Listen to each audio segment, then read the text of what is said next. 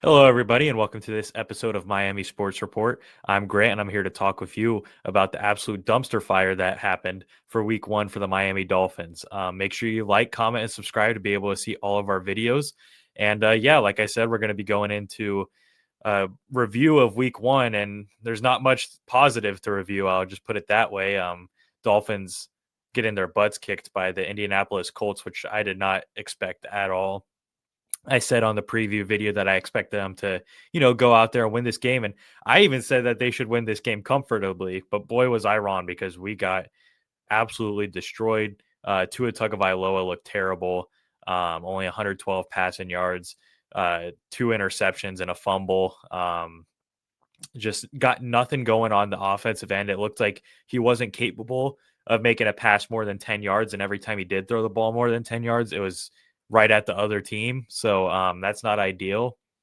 The only player on offense today or yesterday that looked solid was Devon Achan. And that's kind of expected because it seems like that's Mike McDaniel's whole scapegoat is Devon Achan. He kind of just force feeds him and does little dump off passes to him here and there. But yeah, it was just not a fun game to watch. 33-8. Daniel Jones had a resurgence in his career against us.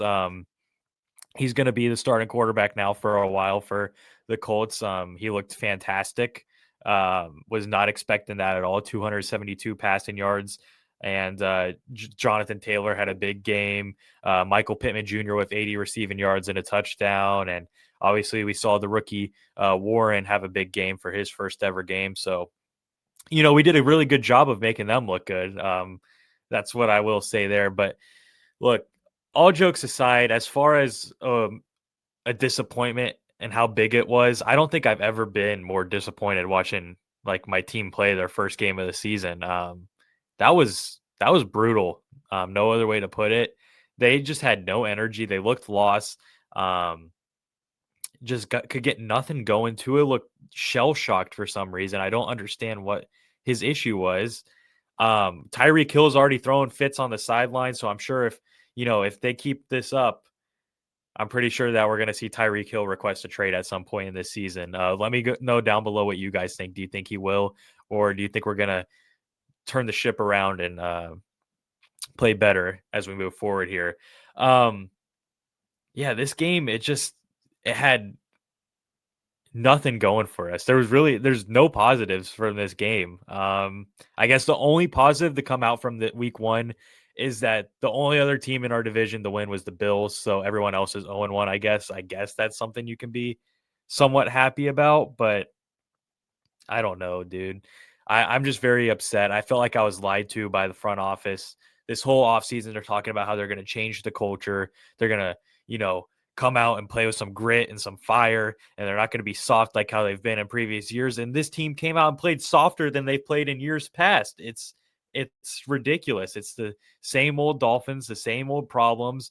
And this is where I'm going to lean to my next point with Mike McDaniels. I know everyone loved him when he first came into our team. Me myself included. I thought he was great.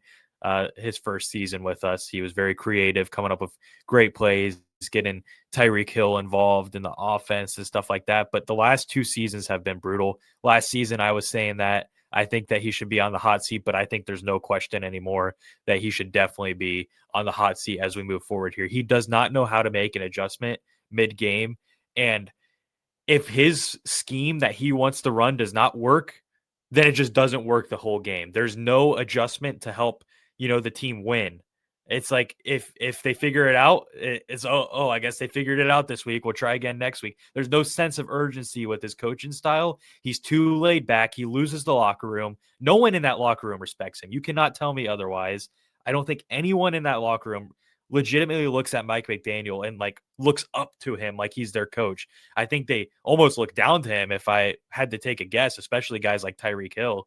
So yeah, let me know down below. Do you guys think that Mike McDaniel should be on the hot seat? Do you think he should be fired? Do you think this isn't his fault? Let me know. Because I know that's a hot topic right now as far as the Dolphins stuff goes. I personally think, like I said, I think he should be in the hot seat. I just haven't seen any positives from him in a long time.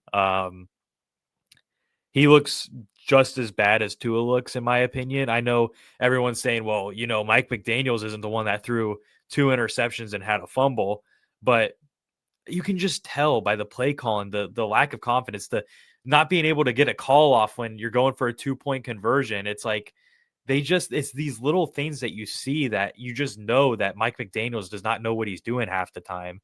At least that's my opinion.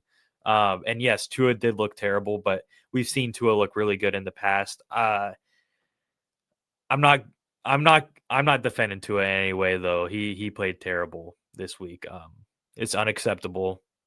Larry Zonka, who's one of the most faithful Dolphins fans and former players out there, was on Twitter saying how it was unacceptable. So that's how you know this is bad.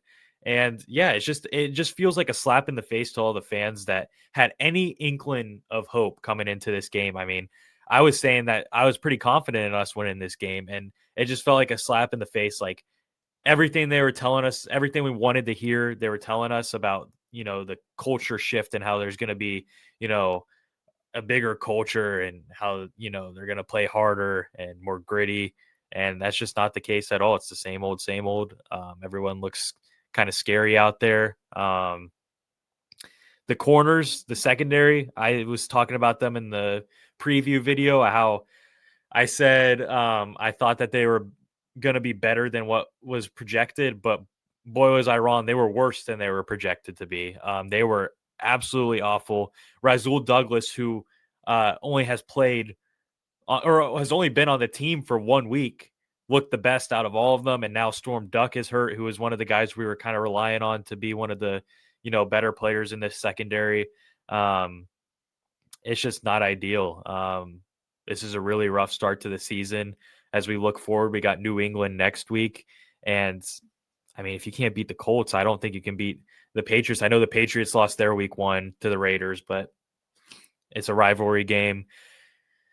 It's just hard to think positive about this team right now. I don't know if I can you know, rally myself and say like, oh, we're gonna go in and beat the Patriots, and Tua's gonna come back and have a bounce back game. Because if you look at Tua's post game comments, that's what's most concerning in my eyes. This dude did not hold himself accountable at all, and it's very frustrating to see that he was just up there talking about.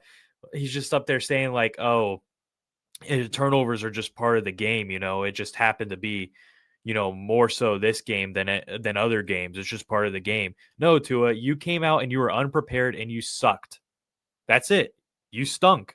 You stunk the joint up. Everyone else around you had to watch you stink like that. And now all of us fans have to be depressed for the next week because of that. And it, everyone's in panic mode, which I am too, because I did not see any positive in this week 1 that makes me think, all right, we're back. Tua's back. We're going to have a great season. I feel like we're going to have one of the worst seasons we've had in recent years, personally. You can't blame the injuries this time. Only 2 players got injured, the start and right guard and Storm Duck. You can't blame the injuries for this game though, because we were getting whooped the whole game, so it wouldn't have mattered. Yeah, it's just a very frustrating week 1. Like I said, the comments after the game just shows that this team hasn't grown at all. Like they were talking this whole time about how they've grown, and there just isn't any growth. Mike McDaniel's doing the same, post game nerdy comments that he always does, trying to be quippy and quick witted and smart, but it's just not.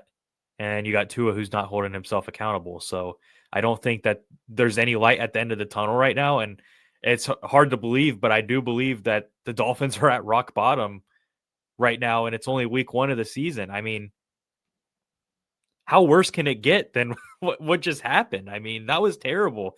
And then you look at towards the end of the first half, when we're on like kind of our last life, it's 20-0, and we force a 4th down and they're going to punt us the ball.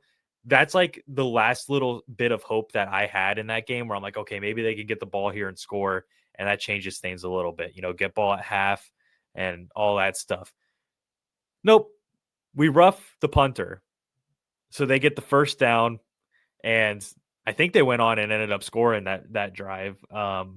So what could have been, us getting the ball and having a chance to score before half, they ended up scoring, and that kind of just took away everything. So yeah, that was just a brutal game. Let me know down below what your concerns are for moving forward, what you think is going to happen moving forward. Do you think Tyreek Hill is going to be, upset and request a trade?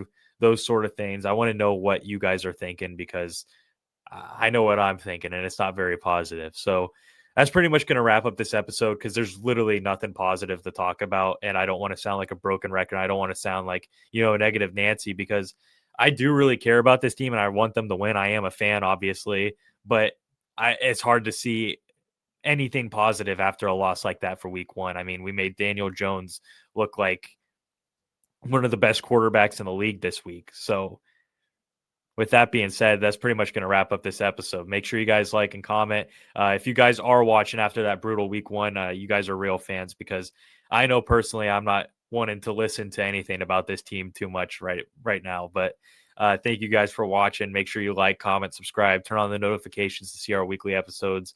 Wednesday, Mason and I will be back for our main show. And we'll be going over everything that happened in week one, not just Dolphins. So should be a more enjoyable listen. Thank you guys. Have a great week, everybody.